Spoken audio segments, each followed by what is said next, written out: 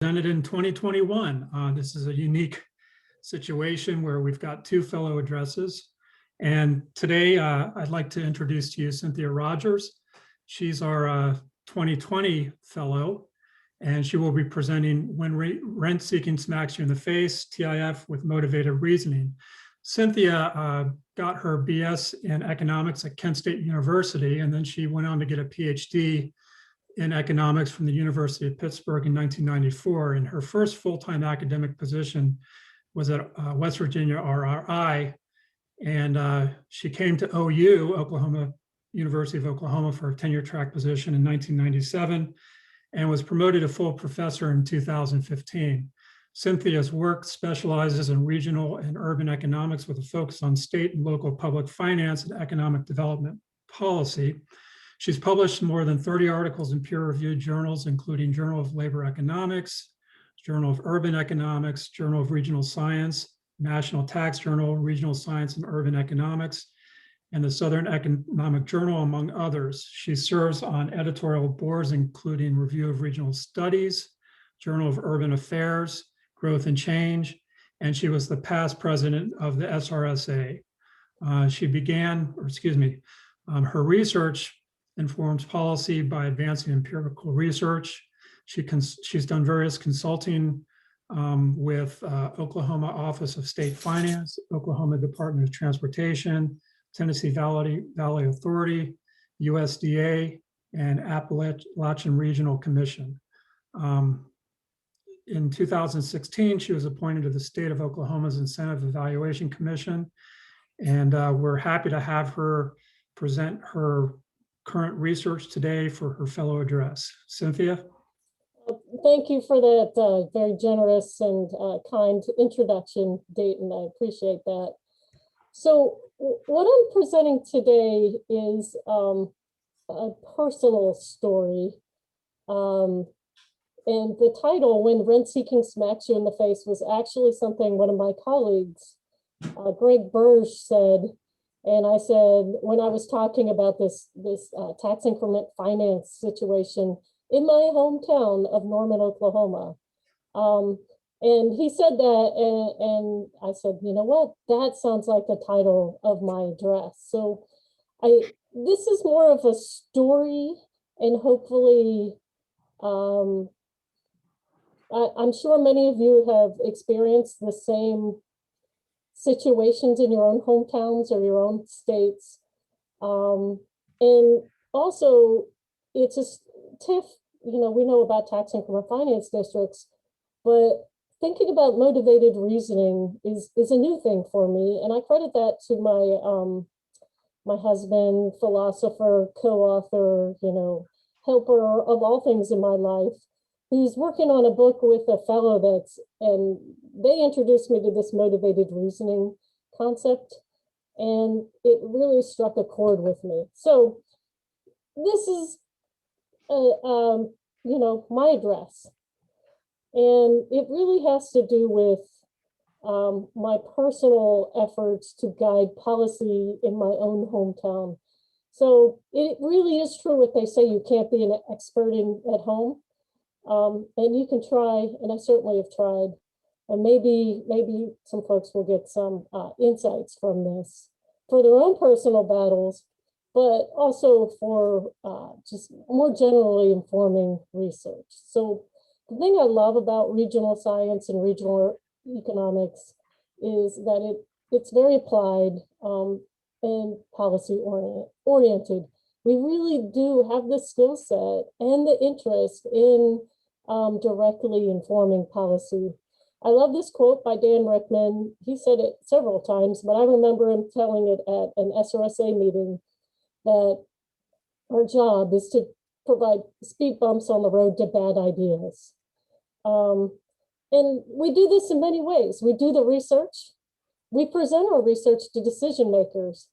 But what happens if that's not enough? What happens if you fill in the research gaps, you show people what the research is, you put the body of knowledge out there in ways that they can understand it, and yet it still doesn't get you to a good decision? Do we have I live with a philosopher and an ethicist. So what, do we have an ethical obligation to advocate for informed policy, not just do the policy? I don't know. But anyway, this is the story of the University Park tax increment financing in Norman, Oklahoma, and how I went a little beyond the usual role that academics play. And I will say I always advocate for research-informed policy, but sometimes you go a little farther. So more generally, it's how to confront misinformation, faulty economic arguments when you're trying to push for better policy. So I would think that we're all familiar with tax increment financing districts, but if you're not, these are very prominent tools used by local governments and state governments, 49 states and the District of Columbia. So these are place-based programs. They target public investment in designated geographic areas.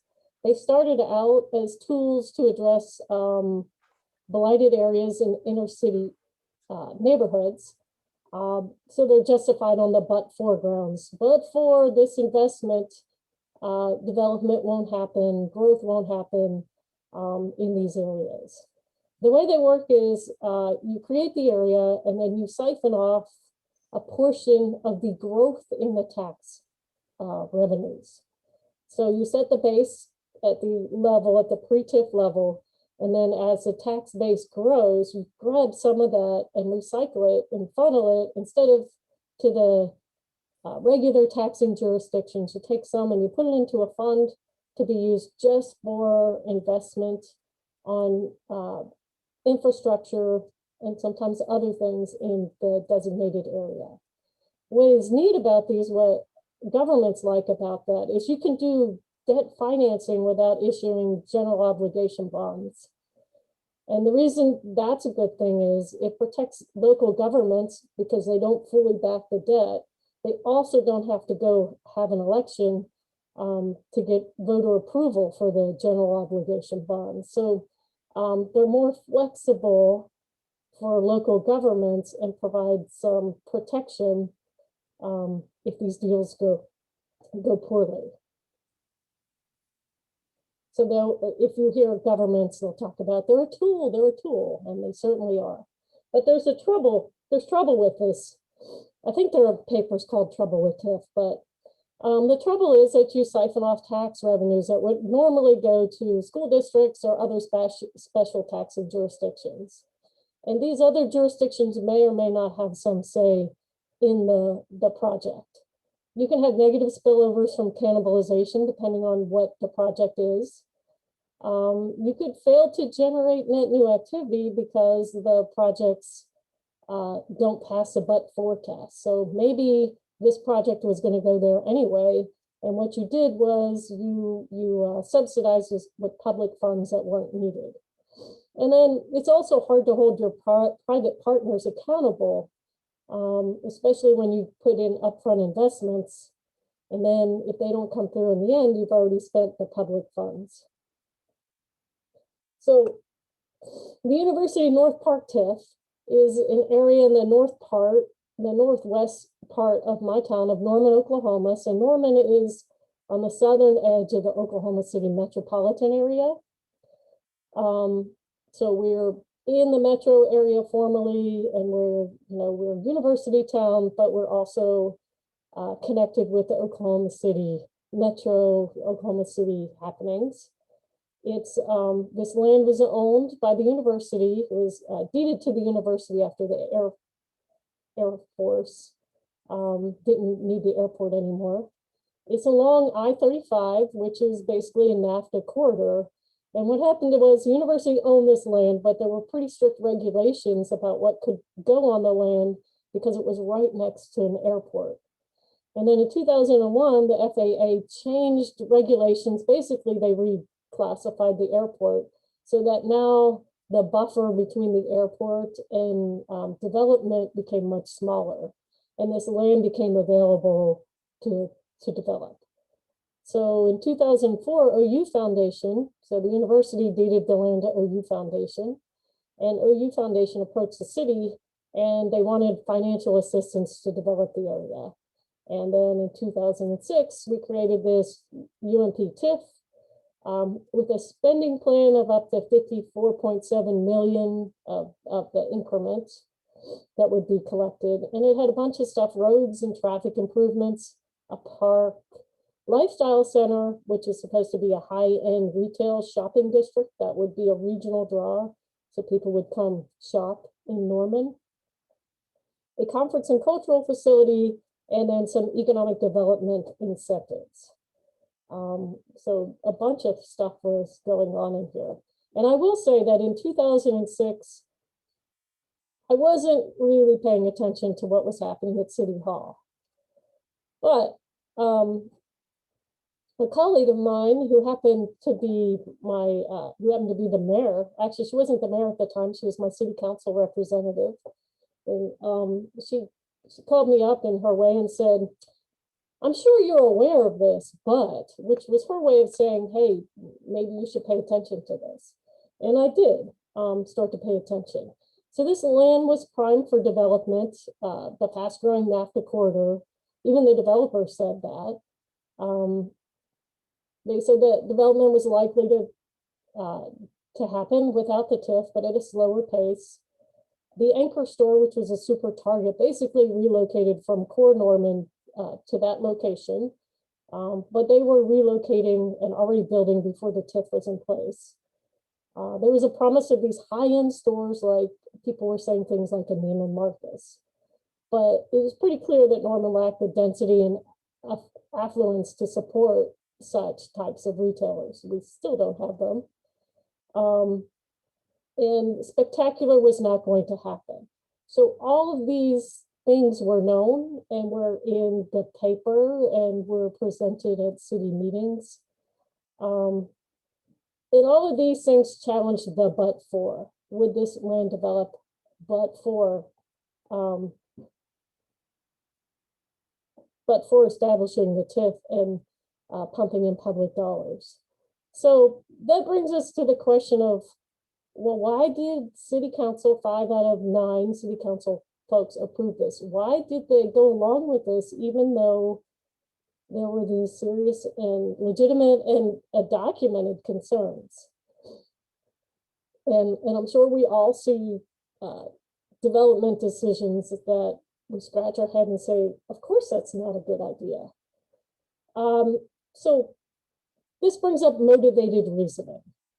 So I just want to set aside the idea that there's fraud or that people are just out to line their pockets. So I'm going to assume the case that we have public servants who truly are or think they are out to serve the common interests, which may or may not be true, but I think in Norman it was mostly true.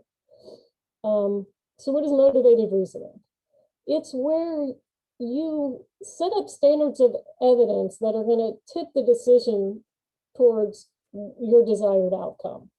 So it's two-pronged. So you set a low bar for accepting a claim that you want to believe. So can I believe this?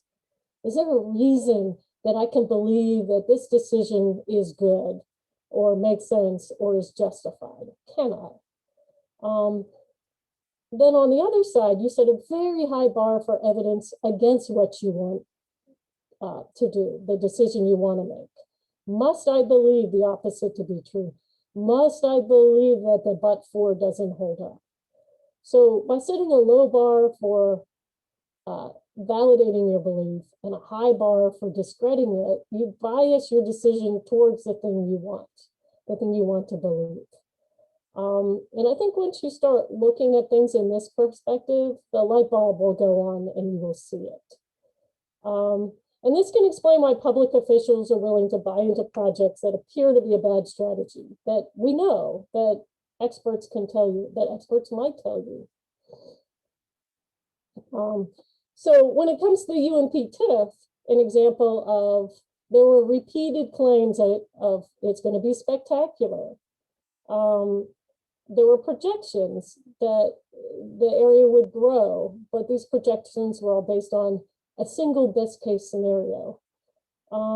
these projections were falsely interpreted as net new economic impacts. They were forecasts of revenues. They weren't economic impact analysis, where you look at the net gains. They sought ways to believe that cannibalization was not a concern or would not be a concern. They had a study done in 2008, but that's just 2 years after, which you wouldn't actually see a lot of cannibalization by that point. And that study didn't even account for regional and metro area growth.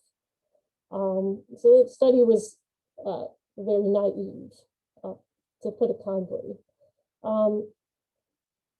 There was also a bunch of, could you believe that accountability was going to be sufficient? So there were concerns about whether there would be enough accountability and eyes on the finances. So the city said, don't worry, we'll create an oversight board. That will take care of things, because the first TIF in the city, there were funds misallocated, not fraud, they just went into the wrong fund and then they were corrected. Well, in fact, with the University of North Park TIF, for 10 years, there was a misallocation of funds. Too much money went into the TIF fund that should have been going into the general fund, which, like every city across the country, was crying for revenues. So it was like we had a secret savings account that saved the budget a couple of years ago. And in fact, since I wrote this address, there was actually a second accounting error that was just discovered when they were doing auditing. So it's pretty clear that we don't have good accountability when it comes to TIFs that use sales taxes, at least not in the city of Norman. So we have 3 TIFs. TIF number 1 had a problem. TIF number 2 had 2 problems, and the jury is out on TIF number 3. That one's newer. So here was the plan. This is not my graph. This is one of the graphs that was used to promote the plan. And so there's this super target is here, the usual, so this is like the power center, the usual stores that would flock around a target. This is an academy store, and then the usual sorts of, there's a Kohl's up there. This guy here, so that was phase 1 was the target cluster, and then the phase 2 was the secondary power stores that would move in. Phase number 3 was a hotel, which was built. This is an Embassy Suites with a conference center. This guy here is a park that was built. We spent, I don't remember, $9 million, maybe more than that. This park was built to be a gateway down for this, the spectacular. The promise was this phase 4, which was supposed to be high-end retail that would draw customers to Norman, because all this other stuff is really highly duplicated, cannibalized from the rest of the town. So this is what the spectacular, the whole point of us doing that was to get this high-end retail. And there were some protections built in. If the University Town Center LLC failed to build 250,000 square feet of lifestyle center, there was a clawback of $8.25 million to reimburse for the infrastructure put in to support this, not a portion of the infrastructure. There were extra signage in the fancy park and things like that. Well, this had a deadline, and the deadline was, I think, 2/18, but they extended the deadline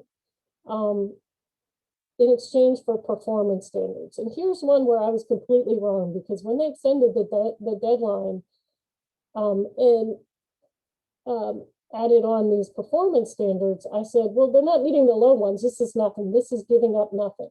But it turns out that that was something in the end. That did add a little bit more teeth.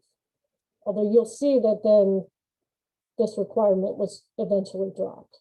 So that was the promise.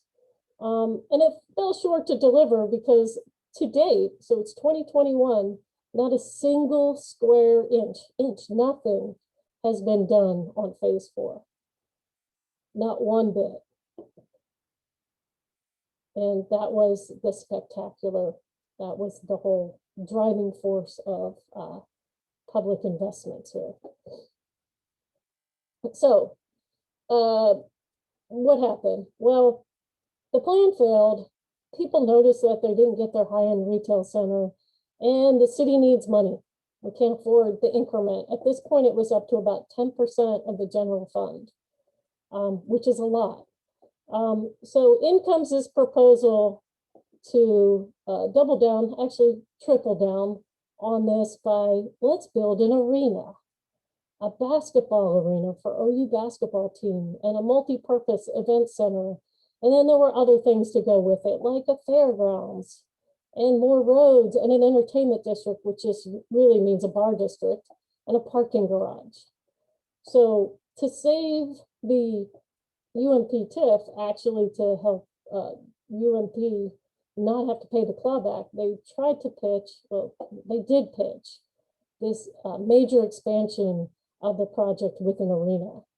And the city would not even own or operate the arena. The benefit to the city would purely be in terms of net new taxes generated by the new economic activity. Now, I think it should jump out at us that when you're just moving a basketball stadium 6 or 7 miles, it's already there, the games are already played. The idea that you're going to generate a lot of net new activity from that by way of tax dollars is really questionable. Can we believe this is beneficial to the city? So the motivated reasoning kicked in. Well, I will tell you that there was lots of stuff offered so that the decision makers could find a way to believe this. The TIF consultants, so these are the companies that help you set up the paperwork for the bonds and the consulting and the TIF plans. They organized basically a lobbying campaign. They brought in Convention Sports and Leisures to do a feasibility study. Actually, these guys had already done a feasibility study for the county who had turned down this idea, but nobody really knew that existed until later. They got a business professor to provide some financial projections. These projections were sort of a best case, unrealistic kind of assumption kind of the deal. So they were, I would say, wildly overestimates of financial projections. And they were also misinterpreted as economic impacts. They got the Oklahoma State Department of Commerce to do analysis. So they took Doffenbach's, they took this guy's projections, and they said, well, if this new activity was created, how many new jobs would go along with that? So that was a misuse of that sort of analysis. And then OU Foundation was doing a lot of marketing and testimonials and celebrities and all sorts of reasons why people could believe that this is going to be good for the city. So, you know, the question is, in motivated reasoning is, must we acknowledge that this isn't going to be a good deal? And so how do you attack that? And I was actively engaged in this, other people too, but you know, you educate the decision makers. A couple council members ran on end-to-TIF platforms. There were signs all over town, balance the budget and the TIF. I personally self-invited, yes, I self-invited myself to the oversight board meeting. I honestly just got myself on the agenda, called the staff person and said, I'm going to give a presentation. It was a bold move, but it worked. Because I wanted to get my statement on the public record in the city documents, which makes it more formalized.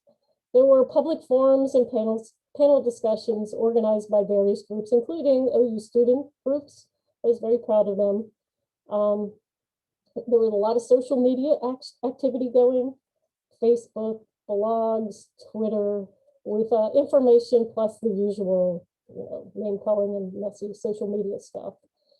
And then I think the kicker is, so there were all these documents that were saying, hey, this is good, this is good, this is good. But yet as a economist, as a regional scientist, I knew that none of these documents were actually answering the right question. None of them were economic impact studies. But I didn't have the time to do an economic impact study, right? I had to do it quick, right? This was happening in the moment. So I contemplated what I could do to get the conversation not away from can we believe this to must we believe this? Do we have the evidence to believe that this project would be good for the city? And what I came up with was, well, what I can do easily is I could take these financial projections, by a full professor at OU, and I can do some alternative estimates pretty quickly in a spreadsheet. And I can just show that if you use different assumptions, then you're going to get vastly different estimates of the gross impacts. And then I can also show that this isn't really economic impacts. So that's what I did. It was, I rushed to do it, but it worked. Oh, I'm sorry. Let's go here. And the other thing I did was I put together projections of showing kind of the but for. This was the growth. This green line was the growth in the TIF increment. So everybody looks at that and says, hey, it was great. It was good. Look, it grew. There was nothing. And now we had all these tax revenues. But of course, I tried to redirect the question to, but what has the tax base done in the city as a whole? That's this blue line. So this is sales subject to taxation. Did we see a bump? Did we see a change in our path? Did we see a bump up here? And you don't see it, right? If you just looked at this blue and you said, show me where the TIF happened, you wouldn't be able to pick it out. And in fact, it looks like, just from this very crude picture, that all the growth in the TIF came at the expense of growth outside of the TIF, which looks like a big cannibalization story. So that was also part of the explaining to people, you can't just look at this line, you have to look at this from the city perspective. Well, anyway, oh goodness, I don't know why that's so blurry. So I got my report, self-designated. I'm going to voluntarily give you a report put in with the other documents. And recall that all these other documents were part of the why you could believe this is a good plan. And I wanted them to think about if they should believe that this was beneficial. And so the city, where there was a lot of pushback, said, okay, we're going to get somebody, we got these competing professors and competing views. It was me versus many, but it's okay. I may be little, but I'm mighty with the typewriter or the computer. So they brought in this company to do an analysis. And so they looked at the reports and said, what do the reports do? Do they estimate incremental revenues? And that's really what was going on with 3 of these. Do they estimate economic impact? Well, really none of them provide economic impact estimates. Do they look at fiscal impacts? Doffenbach did, but not net new fiscal impacts. And so getting this done really was important because it showed that the city decision makers did not have the information they needed so that they could believe they should approve this, which was my point. Like, I didn't do an economic impact analysis or a fiscal impact analysis, but I did show how what they had problems.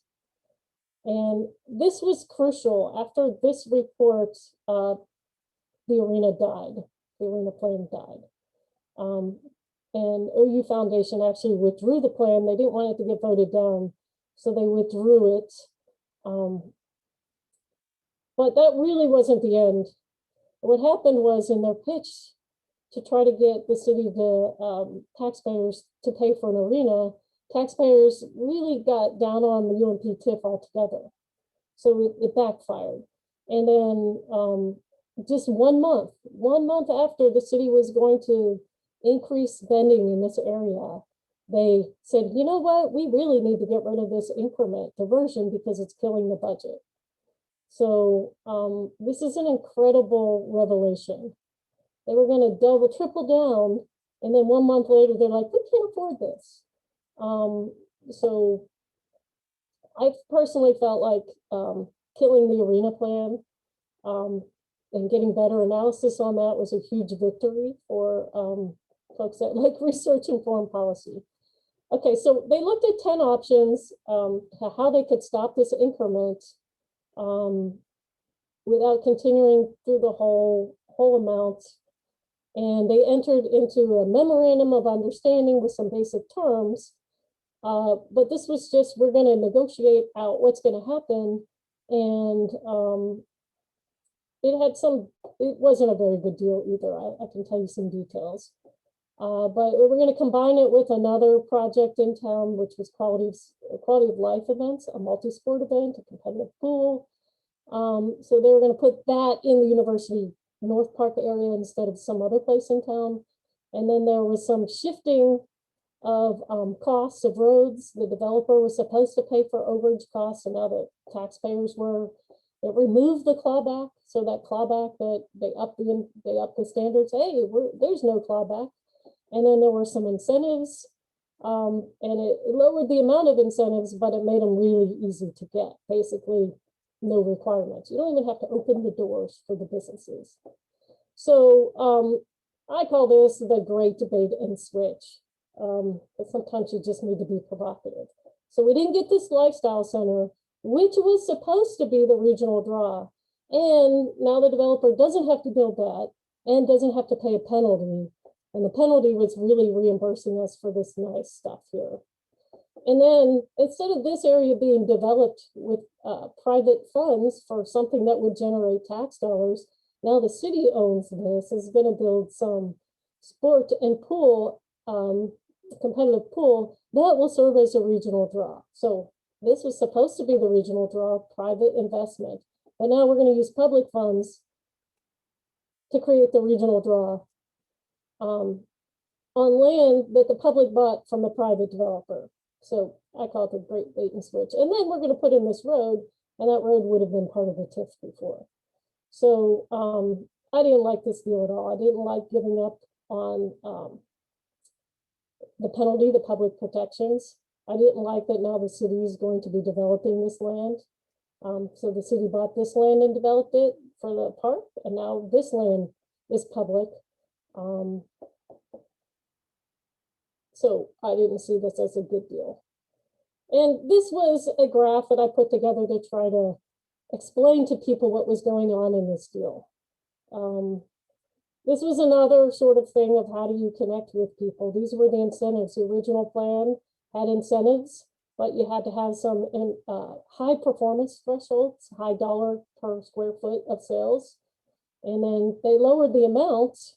They kept these original performance standards, but then they added this new category. And the new category was new to Norman entertainment with no real definition. So if the developer spends $5 million to build something for new entertainment, like maybe it's a, I don't know, a bar with movies or something we don't have, they could get the whole thing paid for by the city. No proof of concept, no performance. They don't even actually have to open the doors. And the city manager writes this check. So I thought that was a pretty bad deal. So more motivated reasoning. Can a council member believe this is a good decision? Well, OU was threatening lawsuits. They had some consulting estimates that like a positive fiscal impacts. And there was a lot of lobbying, yeah, this will be good. And then they also gained support from the folks that wanted the new gym and the new pool because they were going to get a little bit more money from the TIF to build those. So there are certainly reasons that council could believe this was a good decision. Now, should they have believed the deal was acceptable? That's more questionable. So 4 of my colleagues and myself actually looked at this deal, and we submitted a statement explaining to council why they should reject the plan. Some of us made some videos explaining what a TIF is for public education and put them out there. And then one of my colleagues was a former budget director, and he actually helped write this Local Economic Development Act, which enabled TIFs. And he showed up at a council meeting and explained that this lawsuit business is an empty threat because the city does have a right to change development plans. But so I think there was plenty of reasons why they should have not accepted the plan, but motivated reasoning won out. So the plan was approved. There was a long meeting just after midnight in a squeaky 5-4 vote because a TIF just takes a majority of council, which is a pretty small level of agreement. So here we are. The plan was approved. Many of us thought it was a really bad deal and a sellout, and the city could have protected our finances and our investment a little better. So now what happens? We did all the things you should do as an academic and community engaged folks. Now what happens? Well, what happened was people were really mad. And they came to me and my husband, who's also my co-author, colleague, general good guy. And they said, well, what else can we do? Could we do a referendum? So he did the legwork of seeing what it would take. Could we do a referendum? And it turns out we could do a referendum so that people could vote on that plan. So instead of 5 council members making the decision, the public would have to approve it. So we put together a referendum petition, which is no small feat. I think it was 30 pages long. And then you have to collect signatures. So this wasn't just us. Obviously, we were involved in signature collecting, but there were 50 highly motivated people with experience doing referendum petitions and initiative petitions who self-organized, and in 17 days we collected over 4,000 signatures that were found to be valid by the city clerk. Now that's a feat. December is cold, even in Oklahoma, and it's holiday season, but that's also a good thing. So we actually collected enough signatures to get this thing on the ballot, except that then it was challenged. So this is how these things work. So some four former mayors, challenged the petition, which meant that it had to go to court. It went to the district judge, who said that the gist, which is a small statement explaining, supposed to be brief and explain what's going on, was not adequate. Now, I will tell you that the gist was also attached to 30-page project plan. So there was nothing missing from this, but this is how the legal system works. Okay, didn't make it through district court. So then what happens? Well, we appealed it. So we appealed it and it made it to the state Supreme Court, which basically also found the gist to be not valid. Well, there's really this is a rigged system because there's no set guidelines for what makes a gist adequate. It could be too long, it could be too short. You can't tell people to vote for or against. This is all subject to interpretation. But anyway, so that was the end of the court case. That was the end of what can residents do? What's your last effort? And so we have this amended plan. The increment ended. I will say that the city planned a budget based on the increment ending June 30th. So if it didn't end, then they were going to have to scramble to figure out how to balance this year's budget. Last year's budget would have been okay. All right. But that still wasn't the end of the story. You think, okay, there we go, the end of the story, we're good. Well, because now we want to put this, they were going to put the multi-sport gym and pool there, but hey, now we want to pump more money. We want this project to be bigger. So the folks that wanted the pool and the gym actually wanted not the $22.5 million that was allocated for it, but they wanted to spend $58 million project there. So again, this is part of the bait and switch to get more public spending on a project that was supposed to leverage public and private. So, so what happened here? There was a bond election. There were actually 4 proposals, but proposal 1 was to put more money into this complex.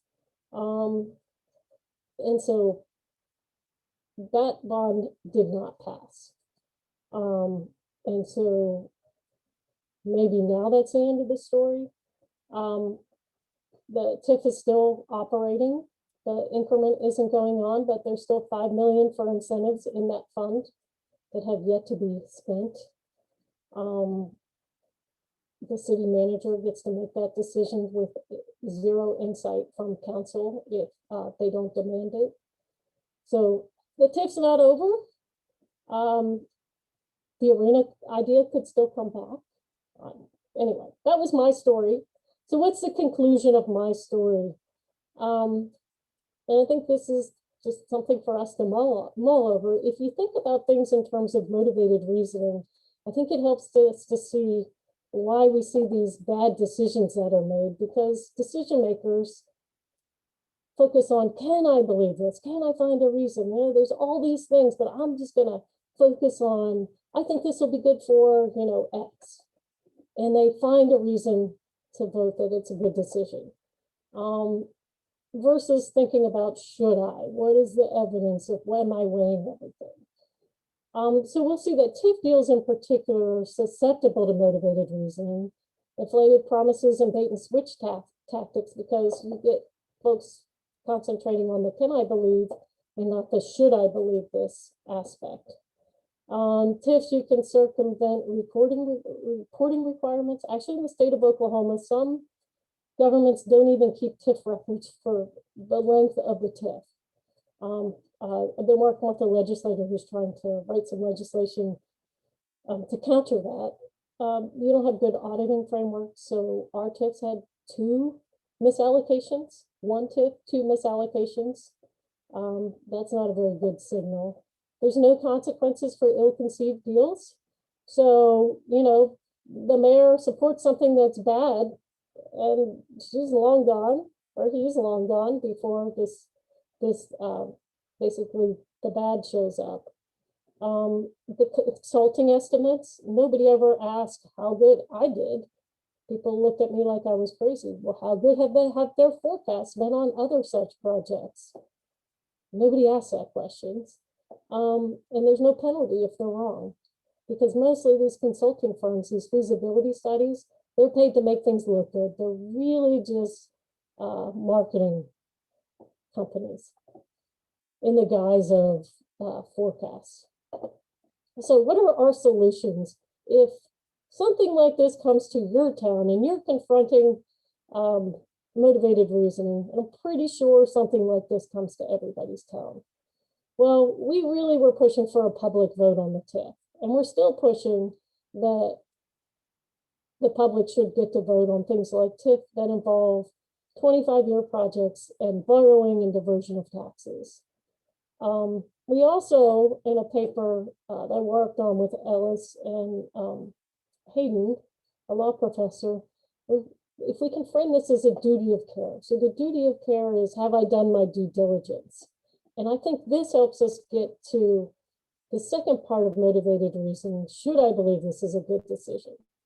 So if you start pushing, did you do your due diligence? Not, did you find a reason to believe this, but did you look at all the factors? Did you ask the right questions and do the right analysis? And then we get into, well, what do we do as regional scientists? Have we done our due diligence? Are we advocating for research-informed policy beyond our academic bubble? Are we getting things out there in a form that people can understand? You have to meet people where they're at. Are we using tools of social media and traditional media to reach out and let people understand how these policies work? Are we collaborating with community advocates? So there are advocacy groups that they don't understand the research. I mean, they get the gist of it, but they need support. Or actually what I do is I do the analysis, and then people will grab that analysis and get it out in the community. So I think, you know, there are probably times when you are the expert and you know that motivated reasoning is happening, and there are things you could do beyond our academic bubble. But I will say that with a big warning, be careful, because once you enter this advocacy outside of, our bubble of academics, then people get mad at you. They write terrible things about you. You'll get backlash. But here's the thing, given that if you're tenured in an academic institution, you have some protection because you won't get fired for it, which I think is a unique privilege of academics, but it's also perhaps an obligation to take advantage of that. I can speak out in ways that business people in town cannot, because they will get backlash, and I won't. I mean, I'll get backlash, but not in a way that impacts me professionally. So, yeah, that was the end of my story of the TIF. So if you have any questions, that's great. And I believe in the room is my co-author. So if you have questions about the court case in particular, he's the guy. Well, congratulations, Cynthia. Now you're officially a SRSA fellow. That's good. It's been on my vita. Does anyone have any questions?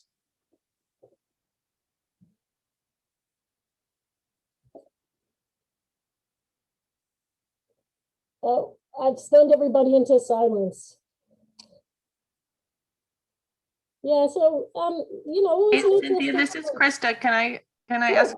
No, I don't have a question, but I really like this last slide. So I just wanted to reiterate everything that's on here. And this is how we work with an extension-based appointment. And I think that there could be a lot more of it to make everything we're doing more relevant in the communities. But I always call it teaching people how to consume and communicate my information so that I don't have to do it all, and making these decisions easier.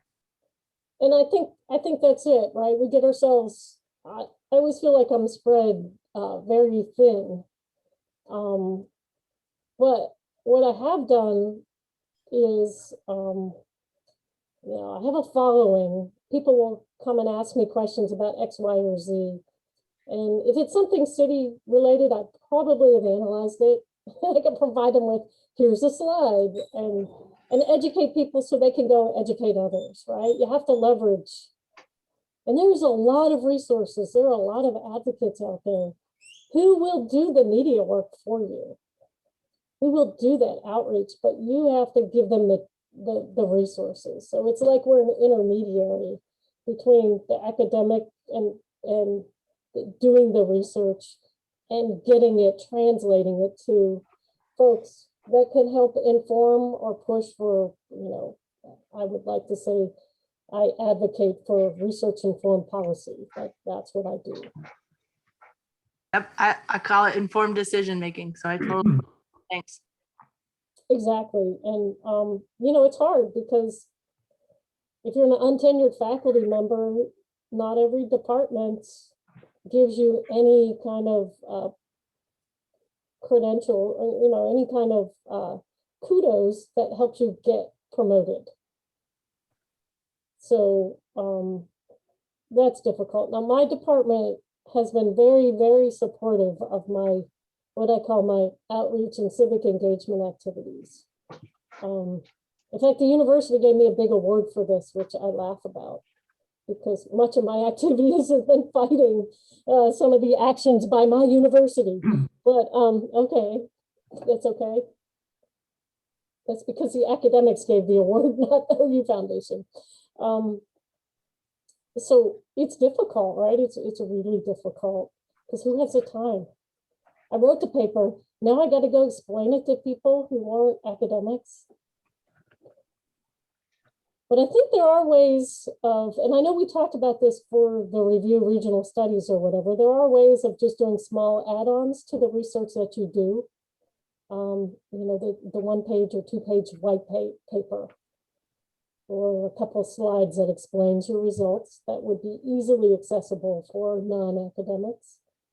So maybe small value-added kinds of things that would work in this direction.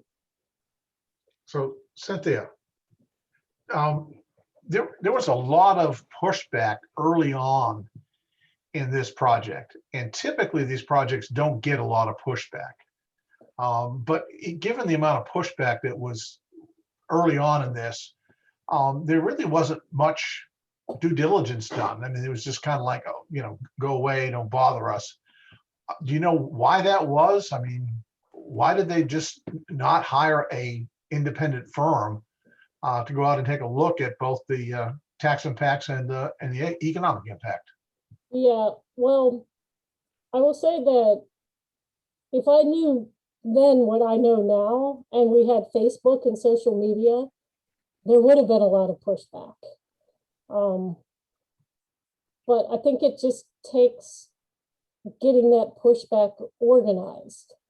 Okay. So it was a very close council vote, and I really think it was a squeaker, and the squeakiness, a vote tipped. It was going to fail, but somebody tipped their vote from, I guess, what we thought. And I think it's motivated reasoning and also helping friends. And OU is a huge player in the city. They get what they want because most of the local businesses deal with OU, some form or another. So they have a lot of leverage on people. And I think it's just when David Boren was our, president, comes and wants something, he gets it. When he shows up at a city council meeting and plugs for something, it's really hard to say no to. So I think there wasn't a lot of pushback by, say, people like me or the community. People knew that it was wrong, but we weren't able to tip it to the should I believe this. I think just like what you're saying. So I really thought we were going to end up with the arena, and that there was so much pushback, not just by, Professor Rogers yelling at us again, but by a lot of people in the community. I was just the front person, and Ellis, my husband, we were sort of like, we were out there pushing stuff, but there was a ton of support behind us. So, that's the question. The question is, if there was more tipping the question of, can you really believe this? The information was there, but it wasn't, the pushback wasn't organized, I would say. Or flipping the question. So a thing that happened with the arena was that even though I really think turning it into an academic discussion helped tip the discussion. And then we pushed so hard that we got the city to do a study, but this was really just a study of the study. And this company was trying to get the job of doing the economic impact analysis. That's really what they were doing.